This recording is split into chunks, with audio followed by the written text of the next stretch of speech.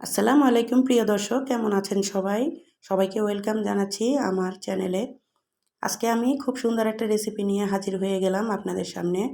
বিকেলে চায়ের আড্ডায় জমে যাওয়ার মতো একটা রেসিপি শেয়ার করব, ফুলকপির পাকোড়া। তো চলুন কথা না বাড়িয়ে পুরো রেসিপিটা দেখে নিই।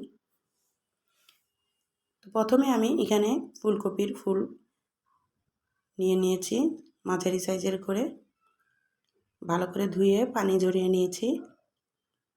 এখন এই ফুলকপিগুলো হালকা ভাপ দিয়ে নিতে হবে, সেজন্য অন্যদিকে আমি একটা প্যানের মধ্যে পানি গরম করে নিয়েছি, সেখানে পরিমাণ মতো লবণ দিয়ে নিয়ে নিয়েছি।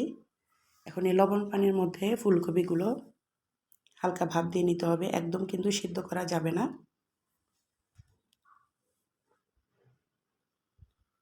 সবগুলো ফুলকপি আমি ভাপ দিয়ে নিব।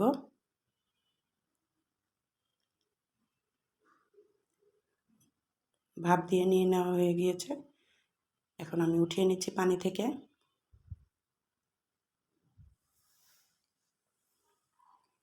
প্রিয় দর্শক, আমার রেসিপিগুলো যদি আপনাদের ভালো লাগে তাহলে আমার চ্যানেলটা সাবস্ক্রাইব করার অনুরোধ রইল। আর যেখান থেকে আমার ভিডিওগুলো দেখছেন আপনাদের সবাইকে জানাই অসংখ্য ধন্যবাদ। আর যদি আমার চ্যানেলে নতুন হয়ে থাকেন অবশ্যই চ্যানেলটা সাবস্ক্রাইব করে নেবেন। ফুলকপিগুলো আমি ঠান্ডা করে নেব। এখন ঠান্ডা হতে হতে অন্যদিকে আমি একটা বোলের মধ্যে বেসন নিয়ে নিয়েছি 1 কাপ পরিমাণ, আর হাফ কাপ পরিমাণ চালের গুঁড়ো, হাফ চা চামচ হলুদের গুঁড়ো, আর হাফ চা চামচ ধনিয়ার গুঁড়ো, 1 চা চামচ মরিচের গুঁড়ো, আর স্বাদ মতো লবণ নিয়ে নিয়েছি। এখন সবগুলো উপকরণ হ্যান্ড হুইস্কের সাহায্যে মিক্স করে নেব।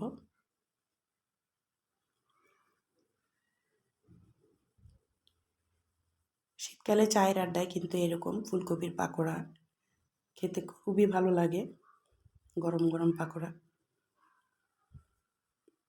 এখন দিয়ে দিলাম 1 চা চামচ আদা রসুনের পেস্ট, আর নর্মাল পানি দিয়ে এখন পেস্ট বানাতে হবে।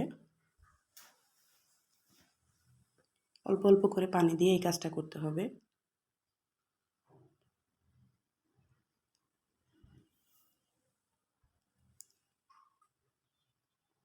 প্রিয় দর্শক, আমার রেসিপিগুলো আপনাদের কেমন লাগে আমাকে কমেন্ট বক্সে অবশ্যই জানাতে পারেন। আর যদি ভিডিওগুলো ভালো লাগে লাইক দেওয়ার অনুরোধ রইল। দেখতেই পাচ্ছেন ব্যাটারটা কেমন হয়েছে, একদম ঘনও না একদম পাতলাও না। এখন এই অবস্থায় দিয়ে দিব ধনিয়া পাতা কুচি। ধনিয়া পাতা কুচিটা দিলে কিন্তু খুব ভালো লাগে, সুন্দর একটা ফ্লেভার আসে। আপনারা চাইলে স্কিপ করতে পারেন। ব্যাটারটা রেডি হয়ে গিয়েছে। অন্যদিকে আমি প্যানে তেল গরম করে নিয়েছি। এখন এই ব্যাটারের মধ্যে ফুলকপিগুলো এভাবে চুবিয়ে তেলের মধ্যে ভেজে নেব।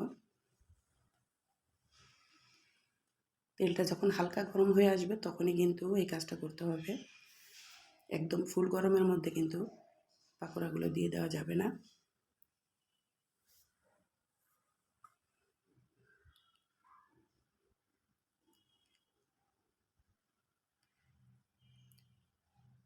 ফুলকপিগুলো দিয়ে দেওয়া হয়ে গিয়েছে। এখন এক পাশ হয়ে যাওয়ার পর অন্য পাশটা এভাবে উল্টে দিতে হবে। এভাবে বেশ কয়েকবার উল্টে পাল্টে ভেজে নিতে হবে। একবারে কিন্তু এই পাকোড়াগুলো হবে না, যতবার উল্টে পাল্টে দেবেন ততই কিন্তু সুন্দর একটা কালার হবে। যখন এই কালারটা চলে আসবে তখনই কিন্তু নামিয়ে নিতে হবে। বড় ছোট সবারই কিন্তু এই পাকোড়াগুলো খেতে সবারই ভালো লাগে, ক্রিস্পি হয়। বিকেলে শীতকালে চায়ের আড্ডায় তো একদম জমে যায়। পাকোড়াগুলো আমি উঠিয়ে নিচ্ছি, দেখতে পাচ্ছেন দেখে কিন্তু বোঝা যাচ্ছে যে অনেক ক্রিস্পি হয়েছে, আর খেতে তো দুর্দান্ত লেগেছে। পরবর্তী ভিডিও দেখার আমন্ত্রণ জানিয়ে বিদায় নিলাম।